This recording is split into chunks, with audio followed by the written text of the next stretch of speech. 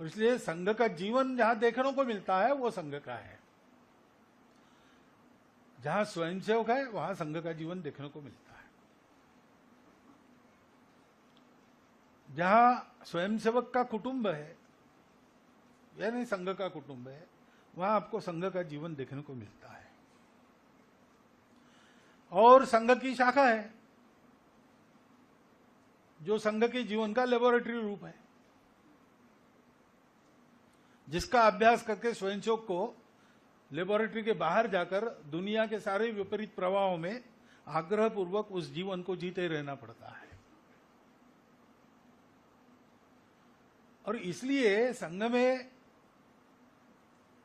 Doctor Hedgewar हो गए, उसके बाद कोई नहीं हुआ ऐसा नहीं है।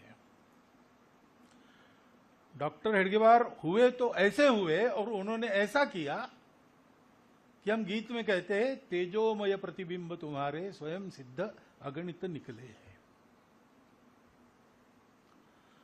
तो जोत से जोत जलाने जैसी बात है।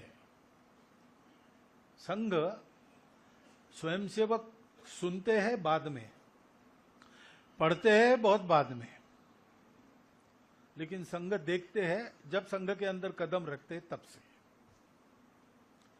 तो जो सुनते पढ़ते हैं तो उनको ध्यान में आता है कि ये जो सब हमको कहा जा रहा है या हम पढ़ रहे हैं, वो इसके पहले हमने अनुभव किया है संघ में।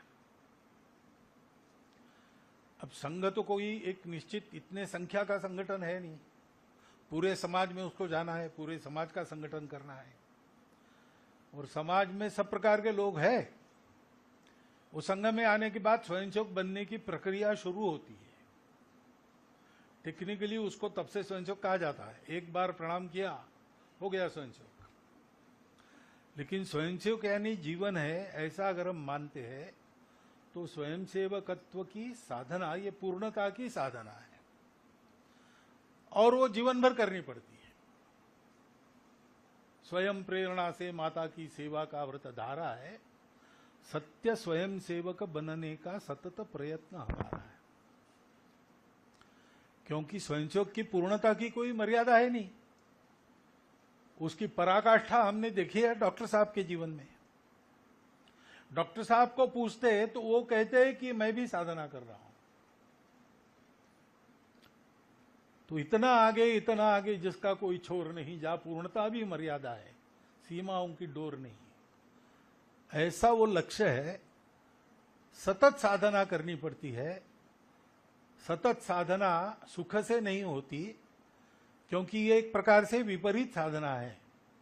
कलयुग का प्रवाह जिस तरफ है उससे उल्टा प्रवाह लेकर हम जाते हैं।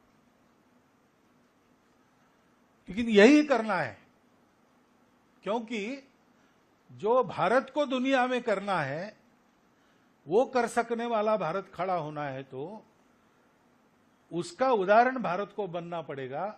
और उसका उदाहरण भारत को अगर बनना है तो भारतवर्ष के परिवारों को, भारतवर्ष के व्यक्तियों को उस जीवन को अपनाना पड़ेगा जिसकी शिक्षा दीक्षा अपने उदाहरण से उनको दुनिया को देनी है।